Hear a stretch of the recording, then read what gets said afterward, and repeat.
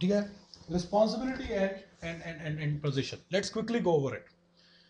So, we all understand that, let's say, new user comes, a new guy joins. His name is John. He joins a company. He's a sales rep. So we know that, there are views in accounts, there are views in contacts. If he gets the access to Siebel application, not everybody has the same access. So how do you define his access? He has to be assigned those views one by one. Account has 15 views, contacts has 10 views. Those are the ones you will be using. You won't be using all the views on all the screens. In your project, you'll be using some views. And out of those, all the various users, not everybody will have all the same set of views. Some people will have the set of 5, there's access to only 15 views, 5 of account, 20 of contact. Some people will be having 21 of contact views and 10 of account views, blah blah blah. So one option is, when John comes, you find out what should be the access, and give him the view access one by one, access to all the views one by one. Second option is, you make a group of views and keep it there. When John comes, you ask him, hey, you are part of sales group or you're part of service group? He says, I'm basically part of sales group. Then you give him just that one thing access, and then he automatically gets. That is exactly what responsibility is. In Siebel world, Siebel has used fancy words to explain responsibility. Nothing is important. Only remember one thing: responsibility, views. Responsibility, views. Then there is something called as position. Position concept is also similar. See, we all understand that when we go to hotmail.com, in hotmail.com, in your inbox, you see your emails, and in my inbox, I see my emails. Okay. That means there is no separate database for you and there is no separate database for me. In the database, they are all in the same table. In the table, they have the entire email there in the store there, and they have also written your user ID in front of it. The way Hotmail works is, when you log in, okay, it has your login ID now. It goes to the table and pull those emails which are assigned to you and show it to you. Similarly for me, when I log in, they show me only those emails which are assigned to me. It is making the query in the same table where every inbox is lying. All the emails are lying. Similarly, Siebel could also do the same thing without any issues. The thing that it could do is, in my accounts, you see only your accounts, right? Your 5 accounts, and I see my 10 accounts. Every sales rep is like that. They see their own accounts. For every account record, they could use, for every contact record, for every opportunity record, for every order record, they could just put the name of the rep in front of it, and they could pull it by that login ID of the rep, right? But Siebel doesn't do this way, right? The reason is, let's say there is one guy, John Adams. He's working in a company, okay, and he has 50 opportunities, 200 accounts, 30 contacts assigned to him. He has also produced 100 orders which are all still assigned to him. There is so much data which is assigned to a person. There are 150 activities which are assigned to him. These are the typical things, right? Yep.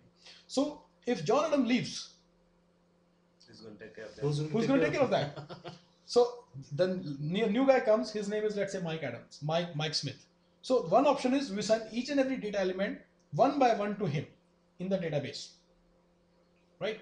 Remember, in the database, opportunity, in front of opportunity, John Adams is written. Just write Mike Smith in front of it.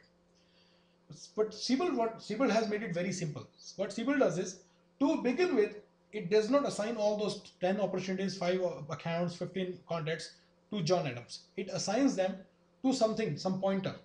It's like grouping them and just assign it to them, and assign that pointer to John Adams.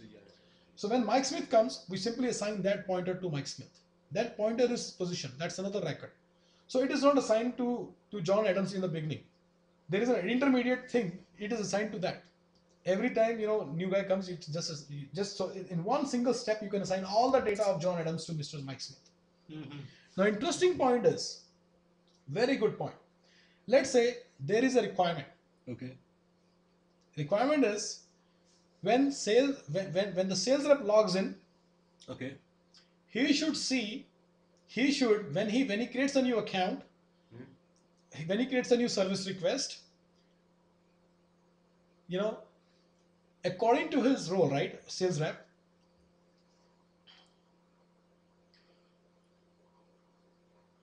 he should well, it's a good idea. Yeah, according to his territory,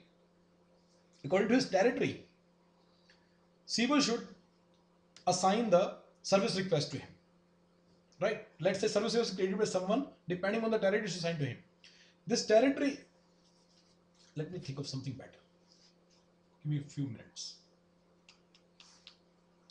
Recording. F8 press. Okay. Let's say the requirement is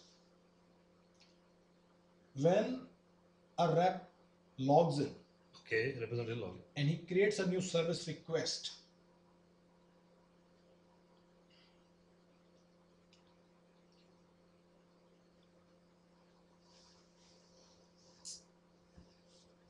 When he creates a new account,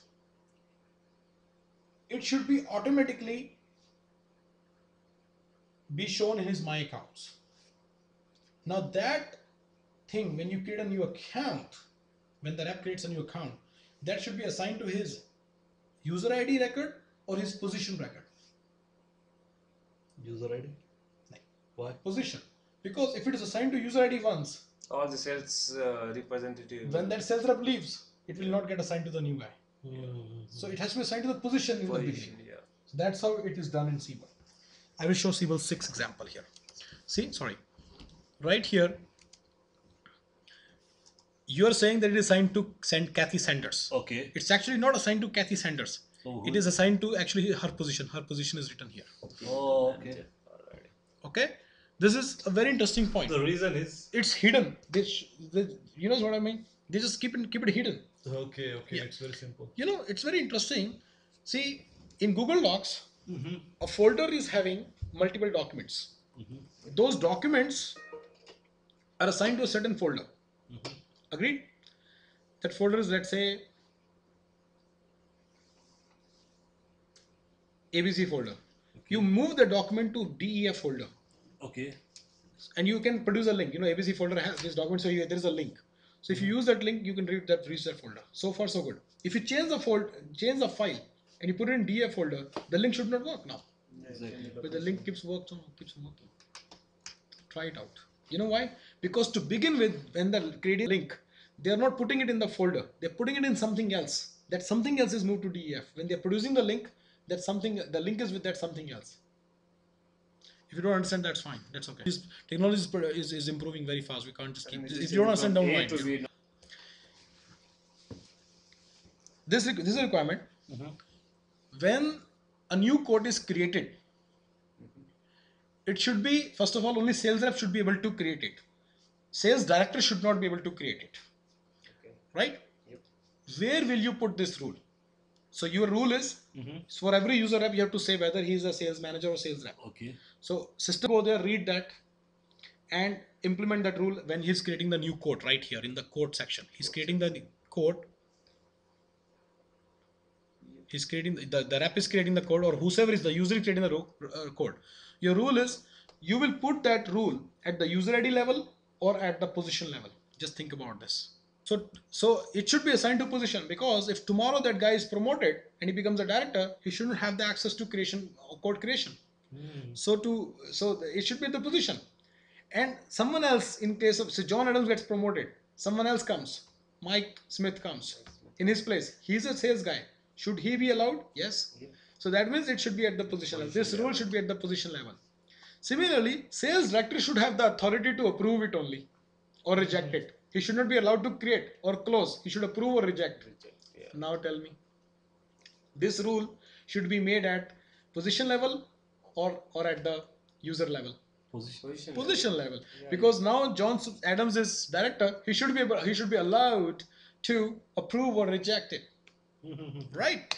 Yeah. So clearly you can see the rule is not that if John Adams wants to approve it, that we should say, so basically for this requirement, we'll make a field at position level, new field, put it position type, sales director, sales manager, and then in the coding, they will write a rule that if position type is this, only they are allowed. Yeah. If the position type is sales manager, they are allowed to approve. Remember that state model diagram? That's where they will write this. Interesting. They will write for every state. Basically in the state model, they will write the transition from this state to this state. Only Mr. Reps can transition. And once they write this in the BR, you are done. By the way, you are done if you write the BR. I'm just telling you the nitty-gritty. This rule will be written as part of the function document. You might be asked to write. This rule should be written at the position level. Exactly. Yeah. Right. although in BR, if you simply write it, only sales manager should be able to create a service request. You're done. Exactly. Only sales director should be able to approve or reject. Done. No need to do. Yeah, it's his job to code. He will code all these things, but he will himself write this thing at position level, not at the User level. user level. Yeah. Perfect. Other thing is, now just in passing, don't think your job is easy there.